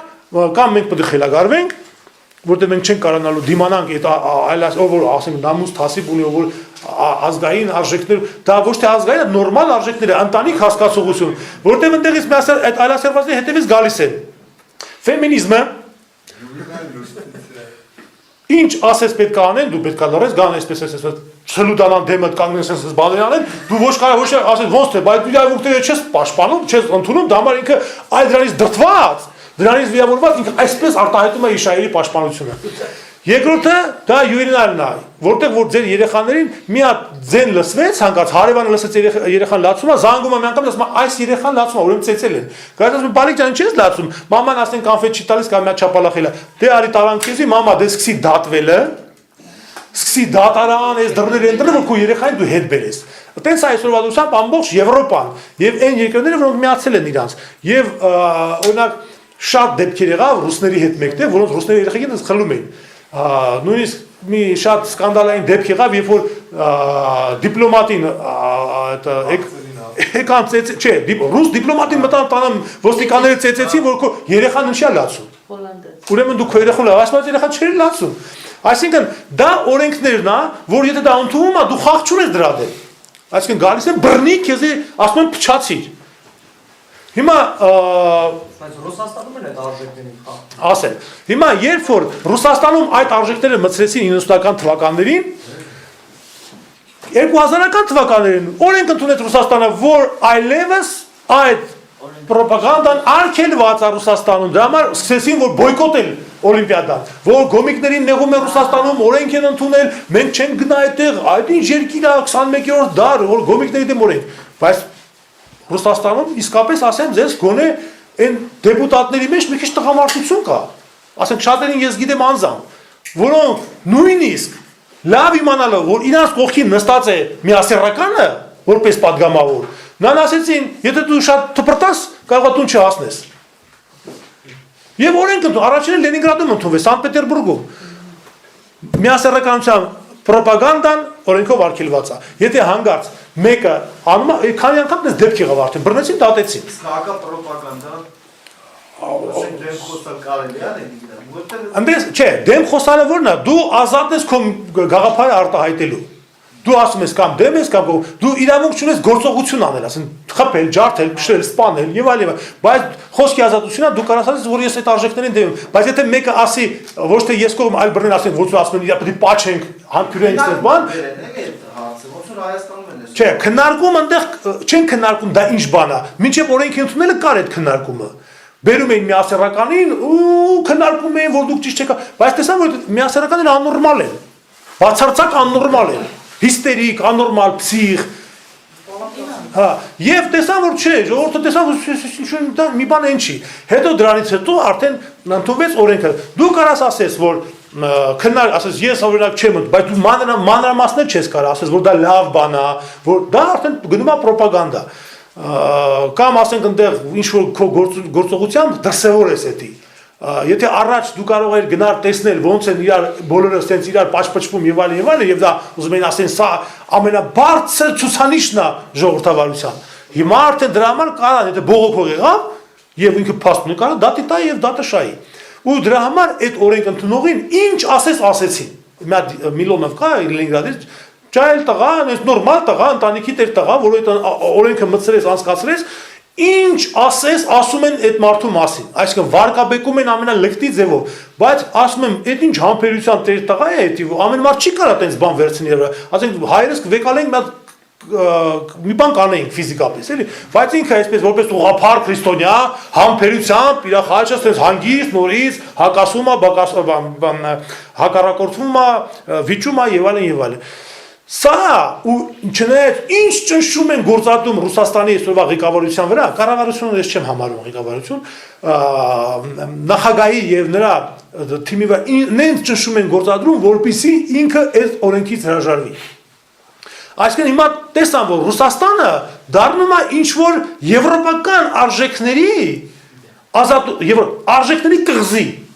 Այսօր դուք երևի չգիտեք, այստեղ երևի չեն ասում, Եվրոպայից, Ամերիկայից ընտանիքներով գալիս են Ալթայ բնակվելու։ Գալիս են, բայց իմիջիայից մի անգամից էլ լավ սկսում են բանալ, դե իրանց այդ դիսցիպլինան կա, կարգապահությունը, այդ ջիղը կա, մի անգամից գումարներով գալիս են, հողը գնում են, մի անգամից ու աշխատանքը գնաց, այնտեղ գյուղատնտեսական տեխնիկաներ են բերում Եվրոպայից եւ այլն եւ այլն եւ այլն։ Այսինքն նրանք զգում են, որ այստեղ գոնե նորմալ մարդկային արժեքներ գոյություն ունի։ Գալիս են ու չեն գալիս Մոսկվա, Լենինգրադ, գնում են խուլ տեղերը։ Ռուսաստանը այնքան անցայացել երկիրը, որ արի խնդրեմ որտեղ ուզում ես, ինչքան ուզում ես։ Հա, դրա համար ասենք տեսնում եմ, որ նայեք, Ամերիկայի դեմ դուրս եկավ Սիրիայի հարցով։ 1. Սնոուդենին չհանձնեց 2, որ եթե նրանք լինեին, Մեդվեդևը լիներ, անմիջապես կհանձնեին։ Ու այնքան լիցեմեր են այսպես կոչված ազատականները, լիբերալները, որ ըստ դեպքում իրանք ասում են, իհարկե մենք շատ ենք խեղճում, բայց պետք է նրան հանձնել, իհարկե նրան հանձնել, ասում բայց նրանք սպան են, բայց ես շատ եմ խեղճում, բայց պետք է հանձնել։ Այսինքն հասկանում ես, եթե ուրիշներին իրանց այդ մարդասիրությունը ուրիշ ձև է դրսևորում, բա այդ մարդու կյանքը, չէ՞ որ մարդու կյանքը կարևոր է, չի կարելի նրան հանձնել։ Այս դեպքում հանձնեք, որովհետև Տերն ասում է, ասա թող հանձնեն։ Հա, երրորդը նրա Ռուսաստանը պահանջեն Ամերիկայից Իրանի հետ նստել բանակցել եւ ընդունել Իրանի կողմը, դիրքորոշումը, որ դուք հանում եք սանկցիաները, ընդունում եք նրան խաղաղ ատոմ ստանալու հարցը, մնացածը արդեն ըստ մեր պայմանավորության անցնում ենք առաջ։ Եվ չորրորդը այդ գոմիկների դեմ ընդունած օրենքը։ Այսինքն Ռուսաստանը լինելով շատ թույլ այսօրվա դրությամբ, բայց ինքը այնքանով է ուժեղ, որ ինքը դերևս ունի հզոր ատոմային զենք եւ հրթիռներ, որ կարա ճեղքի ցանկացած հակաօդային պաշտպանական համակարգ եւ անխուսափելի հարված հասցնի իր հակառակորդին եւ դրանք գիտեն, որ դա հնարավոր է, դա համար չեն կարողանում նա միանգամից բիրտ ուժ կիրառել։ Այսինքն եթե հնարավոր լիներ նրանք համոզված լինեն, որ նրանք հարված են եւ իրանք ստանան անվտանգ, նրանք անկասկած ամերիկացիները դա կանեին ու իրանք Ռուսաստանը տանում էին հենց դրան զինաթափում էին մինչև վերջի 15 տարին նրանք զինաթափել են Ռուսաստանը դաժան ձևով ինչ հրթիռներ կործանեցին իսկ իրանցը տարան դասավորեցին ռուսներն ասում են մենք գումար տալիս ենք դուք ոչնչացրեք ինչ հանքեր այնտեղից որտեղ կային սատանաները թռնում էին այդ այս հրթիռները դրանք բաներ էին, էլ հանքայիններ էին, շախտային էին, այսինքն մի տեղից բացվում է ու գնաց, այդ ինչա չգիտեն։ Բերեցին այդ տոնաներով ցեմենտ լցեցին, ամերիկացիների հսկողության տակ այդ հրթիռները բոլորը ոչ ուտիլիզացրեցին, հա, ու իրանցը հանգիստ դասավորեցին, քանդեցին, դասավորեցին, բայց ցանկացած բան կարան նորից հավաքեն, դնեն հերթապահության։ Ու այնպիսի օրենքներ էին ընդունել տալիս Ռուսաստանի, որը ռուսական օրենսդրությունը կախված լինի եվրոպական օրենսդրությունից։ Ինչու այսօր Ռուսաստանում հարց բացասավ սահմանադրության փոփոխման, որովհետև այս սահմանադրությունը դա գաղութային սահմանադրություն է, պարտված երկրի սահմանադրություն է։ Նրանց օրինական ամբողջ օրենքը ենթակա է եվրոպական երկրների Եվրոմիության երկրների նրանց գեակայությունը, իրաց օրենքը գեակայում է ռուսական օրենք։ Դրա համար այս պայմաններում Ռուսաստանը անում է այն, որ ոչ մի երկիր իրան թույլ չի տալիս անի, Չինաստանի նման երկիրը չի թույլ տալիս անի։ Չինաստանը նայում է, եթե Ռուսաստանը դեմ է, ձեռնպահ է, ինքը եթե ձեռնպահ կարա լինի, բայց վետոյի իրավունքը երբեք չօգտագործեց միայն Ռուսաստանի հետ միասին։ Դա ասում է այն մասին, որ Ռուսաստանի ուժը գնալով աճում է, Միացյալ Նահանգները Եվրոպայինը իջնում է։ Հաջորդ նման, այսպես ասենք, կայտար օրինակ, դա Ռուսաստանի ստեղծած շոսն էր։ Շանխայսկի օրգանիզացիա сотрудничества։ Սա, հա? Կովկասի պրինցեսա թերապիա не надо։ Շա միտքս վերջացնեմ, հա։ Հիմա սրա հիման վրա ստեղծվում է BRICS-ը։ Բրազիլիա, Ռուսաստան, Հնդկաստան, հարավային Կորեա, այս հարավային Աֆրիկա։ Այսինքն Ռուսաստանը ստեղծում է հակաարևմտյան բլոկ, որտեղ պետք է ներգրավեն բոլոր քաղաքակրթությունները, որովհետև արդեն պետությունների փոխարեն հանդես են գալիս քաղաքակրթությունները, ասպարեզ են իջնում նոր քաղաքակրթությունները, ոչ թե նոր քաղաքակրթություն, այլ որպես սուբյեկտ գալիս են քաղաքակրթությունները։ Դրա համար, եթե Ռուսաստանը իր շուրջ հավաքում է ուղղափառներին, լատինոամերիկան կաթոլիկներին իրանց հեթանոսական կրոնների հետ միեկտեղ, որտեղ լատինական Ամերիկան դա հեթանոսական կրոնն է կաթոլիզմի հետ միասին։ Իրանց վերցնում է իր թևի տակ, Աֆրիկան հանդինես հարավային Աֆրիկայի, Աֆրիկան ինքը քաղաքակրթություն չի հասել այդ աստիճանի, բայց Աֆրիկայի ներկայացությունը պետք է լինի։ Չկա այստեղ իսլամը։ Իսլամը չկա, որովհետև իսլամը ինքը մասնատված ու քայքայված է եւ գնում է դեպի նախնադար։ Դե Միացյալ Նահանգները օգնում են այդ հարցում, որովհետև շիաների եւ սունիների մեջին կա հանդուրժելի մի հատ պայքար։ Իրար sense կոտորում են, որ նույնիսկ դե իհարկե արհեստական է, բայց դրա համար կոտորում են, որ բնականալներ իրար վաղուց արդեն հաշտվել էին։ Հա, դրա համար իրանք շիաները իրանք փոքր են թվականակով, սունիները շատ են, բայց սունիների մեջ մի 70 աղանդ կա։ Հա, շատ են աղանդները, օրինակ երբեմն ես որ վիճում եմ, ասենք կան այդպես իսլամականներ, ես սալաֆիտների հետ երբեմն վիճել եմ, նրանք ասում են, որ մեր կրոնը դա մեր Ղուրանը եկել է Մուհամեդից եւ չի խմբագրվել եւ մի հատ է քրիստոնեի նման 4-5 չի, որ ասենք խոսքերն հատ ավետարան ըստ ավետարան եւ դրա համար ասում է ամեն մի ստորակետ եկել է Մուհամեդից, ասում եմ երբ որ աղբեջան ամեն ինչ եկել է Մուհամեդից, ինչի 73։ Այդ ո՞նց է ստորակետ, այդ ո՞նց է կարդացել, որ բոլորը տարբեր եք։ Ու մեկը մեկին չի ընդունում մուսուլման։ Օրինակ սալաֆիտները ալավիտներին, որ այսօրվա սիրիական կառավարությունն է, նրանց չի ընդունում որպես մուսուլման։ Դրա համար իրանց թույլ են տալիս սպանել նրանց հոգևորականներին, պղծել եւ պայթացնել նրանց մսկիթները, որովհետեւ դա ոչ իսլամական են համարում։ Դրա համար իսլամը չի գտել իր մոդելը, չի գտել իր ձևը, որը կարող է մի համուր, ասենք, մի իսլամական ներկայացուցիչ լինի։ Դա կարող է լինի Ինդոնեզիան, որ այսօրվա ինքը ինչ որ աճում է, գլուխ է բարձրացնում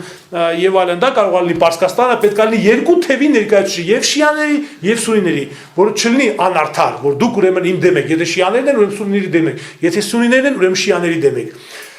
Հնդկաստանը հզոր հնդուիստական քաղաքակրթությունը, եթե նայել է միանում սա դառնում է մի հատ հզոր բան։ Չինաստանը բուդդիստների թվականակով ավելի մեծ, այսինքն դառնում է հակաարևմտյան մի բլոկ։ Հիմա որպեսզի Ռուսաստանը կարողանա այդ բլոկում ունենալ ծանրակշիռ, նա սկսեց ձևավորել Եվրասիական միությունը, որովհետև իրան պետք էր, որպեսզի այդ տարածքը նախկին սովետական միության չլինի օդից կախված, ինքը չի կարող կնքի BRICS, որտեղ որ իր մեջ ներսում լինի Ամերիկայի կամ Եվրոպայի 5-րդ շարասյունը եւ իր թիկունքից սկսի բզբզելը։ Ասենք բերեն այնտեղ Կիրգիզիայում բազաներ դնեն, հետո բերեն Տաջիկստանում բազաներ դնեն, հետո բերեն Ուզբեկստանում բազաներ դնեն։ Այդ բլոկը իր իմաստը կորցնում է աշխարհակաղակական տեսանկյունից, որովհետեւ քո քթի տակ դու ունես բազաներ թշնամական, որովհետեւ ՆԱՏՕ-ի դոկտրինայում, որ իրանք ասում են, որ մենք ձեր դեմ չենք, բայց ձեր սահմանների կողքը պետք է լինենք։ Դե հարցը դա, եթե դու մեր դեմ չես, քո հորթիներն չես բերել ինքդ տակ դրել, չէ՞։ Առաջ ասում էին, որ Պարսկաստանն է մեղավոր։ Հիմա պարսիկներն են հրաժարվում։ Նշանակում է, այն իմաստը ո՞րն է, որ դու ուզում ես Լեհաստանում դնես, ուզում ես Ռումինիայում դնես, ուզում ես Պրիբալտիկայում դնես, այսինքն իրանք ամեն անգամ մի պատճառ պետք է գտնեն, որովհետև իրանց նպատակը վշտական իշխան Ռուսաստանն է։ Ռուսաստանը ամենամեծ վտանգն է, որովհետև Ռուսաստանը կարողանում է իր շուրջ համախմբի աշխարհը։ Կարողանում է այդպիսի համարձակություն երբեմն ունենում է աշխարհին տալ այլ ընտրանքային պրոյեկտ։ Հիմա ինքը լիբերալական է, օլիգարխական է, բայց օլիգարխներին այս ներկա իշխանությունը խեղճացրեցին, իջացրեցին իրանց տեղը։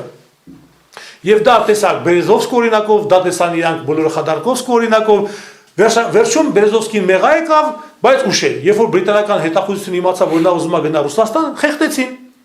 որովհետև նա շատ բան գիտեր։ Իսկ Խադարկովսկին էլ գրեց, որ եղբայր, ես հասկացա, որ այս լիբերալների վրա հույս դնել անիմաստ է, իշխանության փոխելս անիմաստ է, կյանքս գնում է փողերս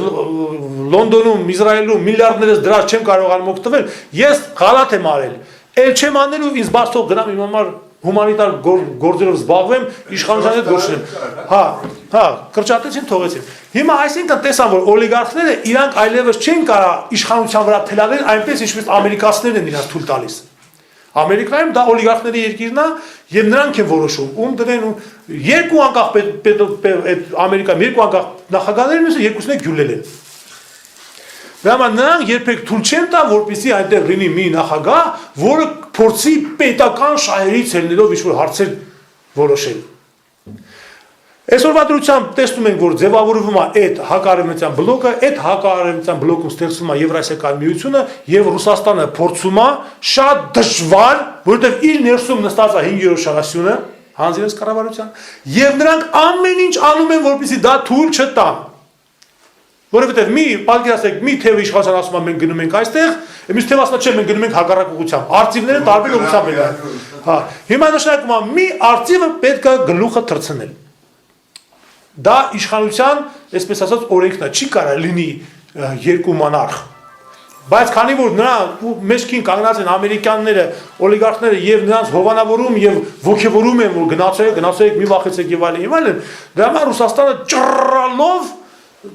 բայց փորձում է ձևավորի իր բևերը։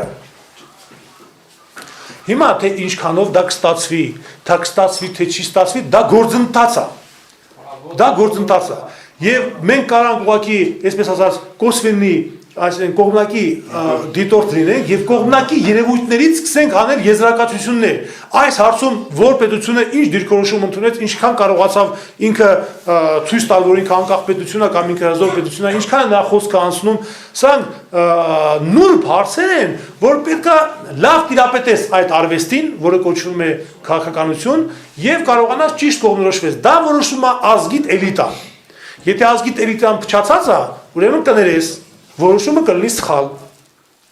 որովհետև ազգիտ էլիտան պետք է ունենա իր արժեքները։ Մեր էլիտա, вообще ընդհանրապես բոլոր էլիտաները այսօրվա դրությամբ, որոնք ձգտում են դեպի աշխարհի բուրգը, նրանք կտրված են իրանց ժողովրդից, որովհետև այդ կորպորացիաները ասում են նրանց, օրինակ դու հարուստ մարդ ես, դու շատ հաջողակ մարդ ես, ինչ գործում ես այս ժողովրդի ես, փնթի ժողովրդի հետ։ Արի նստի մեր հետ, մանավանդ եթե անգլերեն գիտես, կարգին մարդ ես։ Այսինքն նրանք կտրում են էլիտային, մտցնում են իրանց շարքերը եւ ասում են դու մեր ասածը արա այդտեղ, դու մեր գործը այդտեղ իրականացրու եւ դու տեղ կունենաս մեր։ Եթե դու չես անում դա, ուրեմն միանգամից սանկցիաներ քո նկատմամբ։ Դու գող ես, քո կապիտալը, ոնց որ այսօր անում են ասենք, եթե Լուկաշենկոն չի ենթարկվում իրանց, Լուկաշենկոյի նախարարների նկատմամբ սանկցիաներ։ Բռնատիրացել ես արել, ես արել, հակադեմոկրատ ես, տիրան ես եւ այլն։ Հիմա այսօր մտածում են արդեն ոնց անեն Ռուսաստանի դեմ արեցին, Ռուսաստանը հակը հարված տվել։ Հիմա անում են ուկրաինացիների դեմ, Յանուկովիչը չհամաձայնվեց, մտնի Եվրոմիություն արդեն ցուցակ են կազմել, ով դա չի արել եւ ում դեմ ինչ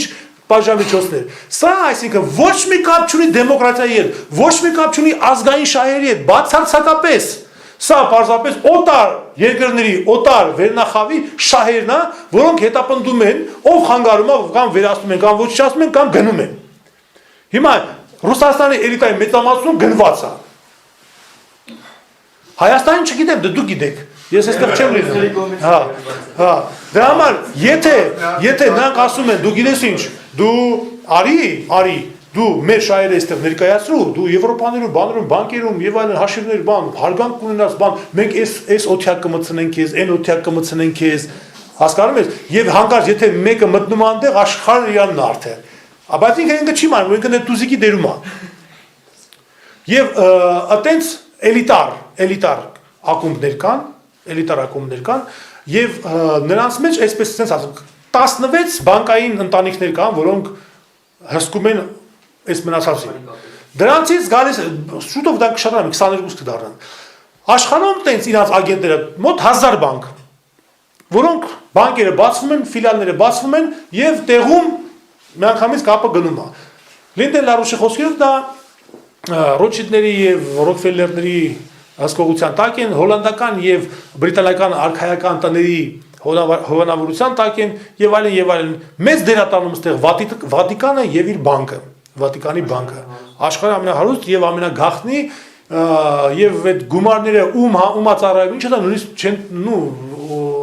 Հարոմի պապը լավ տեղյակ չի այնով որ տեղյակ եղավ հեռացրեցին որ շատ չխոսա հա դրա համար այս մեր էլիտան ինչպիսին որ ինքն է այսօրվա դրությամբ ես ցավոք սրտի պետք է ասեմ ես չեմ տեսնում ինձ մի դեմք որը ասենք ինքը չամաչի իր ազգային արժեքներից չամաչի հա անցյալից դե չենք ասում լավ ջանդամը ինչ եղել է բայց դու ասենք լինես ազգային այսինքն դու կարող լինես քո ազգային արժեքների եւ պաշտպանը լինես դրա եւ ագիտատորը շարունակողը եւ ջատագովը լինես եւ դա չեմ տեսնում որովհետեւ ոչ միայն Հայաստանում չեմ տեսնում ես ոչ միտեղ չեմ տեսնում դա ես շատ տեղեր եղա բայց ոչ միտեղ չտեսա կան ուղակի մեծահարուստներ նրանց հայրենասիրությունը եւ ազգայնությունը բացատրվում է մի երկու քայլով ձախից աջ խաչանելով եւ գենոսիդից խոսալով այլևս ուրիշ ոչ մի բան չկա նույնիսկ այնպես պաշտոնավոր մարդիկ են եղել որ սովորական հարցերի շուրջ խոսում ես տեսնում ես ինչքան անտեղյակ է պատկերացում չունի այսինքն նրանց համար վախը մի հսկա է անհայտությունը մինես վախ է ստեղծել որ չիմացությունը եւ այլն բայց ասում եմ սատանան այդքան վախենալու չի ինչքան ծիծաղելի մերժելի զզվելի եթե դու դան տեսնում ես Եթե չես տեսնում քոմար միանգամից մի ահռելի մի բան ասես դավադրություն է ձևավորվում ոչ մի դավադրություն չկա կա ծրագիր մարդիկ հայտարարում են եւ դա իրականացնում են ամերիկացիները եվրոպացիները ոչ մի գաղտնի բան չեն իրականացրել ինչ պետք է ասել են ու արել են եւ բացա դա վերցնում եք իրաց դոկտրինաները կարդում եք նրանց հայտարարությունները կարդում եք ուսումնասիրում եք նրանց գրքերը ելույթները նրան ովքեր այդ հարցերով զբաղվում են Դրանից կազմում եք ձեր կարծիքը, որից մարդիկ սա որ ասել է, էս էլ անում են, ոչ մի բան չկա։ Այսինքն, եթե դու ունես այդ խելքը, կամքը, հնարավորությունը, դու դա պետք է անի ազգի վերնախավը, որի թևի տակ պետք է լինեն վերլուծական կենտրոններ, այդ վերլուծական կենտրոնները պետք են տաղանդավոր վերլուծաբաններ, ոչ թե պապայի, մամայի, բալա, սիրացի հորոպորտողոսս բերում նստացում են թոշակը նշանակում են, աշխատանքն ուրա չկա, որովհետև աշխատանքը պետք տեսնում ենք վիճակը սարում ենք դրա համար ուզում եմ ասեմ որ եթե մենք կարողանանք ճիշտ հասկանալ ինչպես ասում էր մեր մարգարեն իրականությունը հասկանալ է պետք այլ ոչ անիծել հիմա եթե մենք հասկացանք անիծել պետք չի աշխատել է պետք ոչ մի անեզք աշխատեք եթե դուք ունեք դուք ում եք ուզում ումից եք գնացել ողորմություն եք խնդրում ումից եք ուզում ով ձեզ պետք է գա ձեր փուշը հանի Եթե դուք հույսը դրել եք որ մեկը պետք է գա փուշը հանի ձեզ, դա իմացեք որ ամենակործանարար որոշումն է ձեր համար, որովհետև հա փուշ հանողը իր փուշը կհանի, ինքան տենսերը կան, դու այդ որ մենք որոշում ենք որ պետք է մենք ասենք մենք ճշված եւ կոտորված ազգին մեզ պետք է օգնենք, մենք առաջի քրիստոնյա պետություն ենք մեզ պետք է օգնենք, դա չի խաղում այսօր Հոլանդ, Եվրոպայի ինչ քրիստոնյա, հոլանդական եւ դանական եկեղեցիները նաշնո կլուբներ են բացել, գիշերային ակումբներ են բացում, այնտեղ սրճարաններ են բացում, ինչ կրոն, ինչ բան Դա դարել է մի ձևական եկեղեցիներում նկատում։ Հենց եկեղեցիները փակվում են տեղը բացում են ակումբներ, գրադարաններ, սրճարաններ, բայց ոչ եկեղեցի։ Այնտեղ Աստծո մասին խոսալը դա ընդհանրապես անախորոնիզմ է, այս ինչ ես խոսում։ Եվ ուրեմն Ամերիկայի Միացյալ Նահանգներում ցույց է տալի, գոմիկները մի այգում հանգստանում են։ Գոմիկներ են։ Մի հավատացյալ մարդ մեծ այսպես ցուցատախտակ է վերցրել, ցուցապաստառ է, որ Քրիստոս փրկի մեզ ինչերից, չգիտեմ, հա, ու եկել այսպես կանգնել է։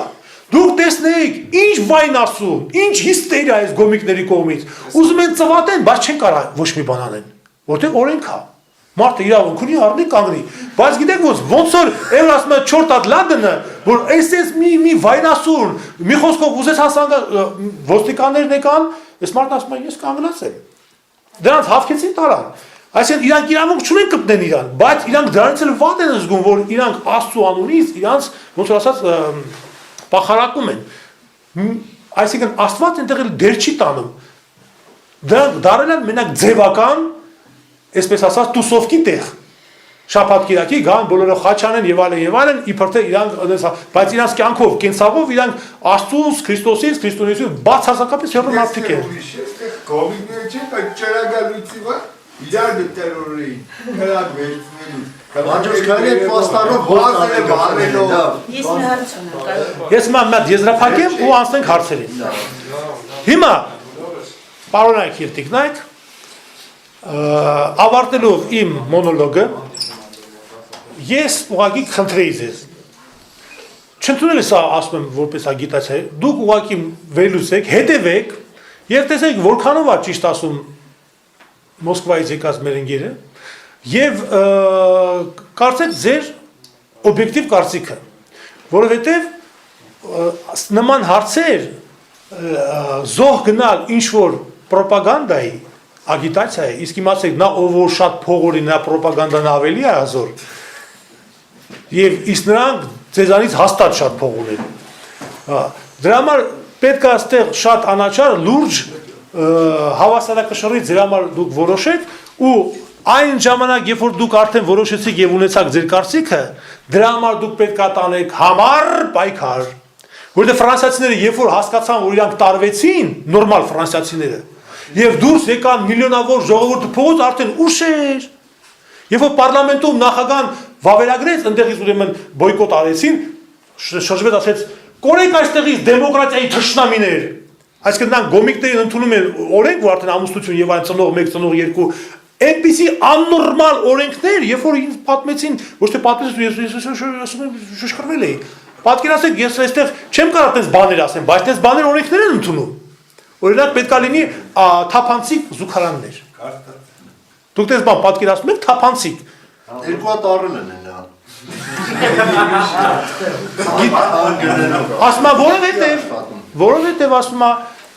պետք է հավասար լինի որ իմանանք որ տղամարդը պետք է նստած անի իր գործը ամեն ինչ որովհետև կինը նստած է ինքն էլ պետք է լինի նստած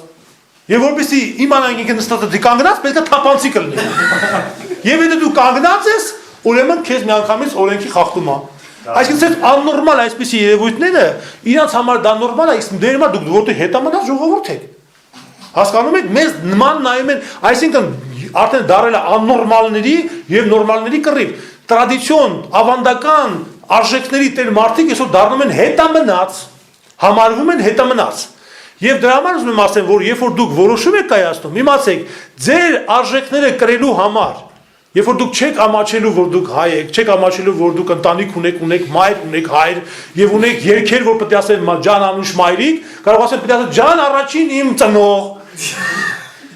Որովհետեւ դու եք ինչ ռոպագանդա ես անում, բայց երկրորդ ծնողի մասին էլ պետք է ջան անուշ մայրիկ եւ հայրիկ, կամ առաջին եւ երկրորդ ծնող։ Այսինքն սա մենք ծիծաղում ենք, բայց դուք չեք պատկերացնում, որ այդ զուլումը գալիս է։ Եվ իրանք արդեն ստեղ ունեն իրանց խմբերը, այսպես ասած հկները որոնք ուզած պահին հանում են իրանք, մի մարդու նման հելնում են։ Այդ ընթացքում միացնում են բոլորին, ինչ գաղափարներ ուզում եք կրեք, մի նպատակ կա, ջարդել այս արժեքները և ենթարկել։ Կապ չունի դու անարխիստ ես, մանարխիստ ես, սոցիալիստ ես, կապիտալիստ ես, ազգայնական ես, հապազգայնական ես, բոլորին միավորում ենք, ջարդենք այս սիստեմը։ Եվ դրա համար ուզում ասեմ, եթե դուք արդեն որոշում եք ձեր համար, որ պետք է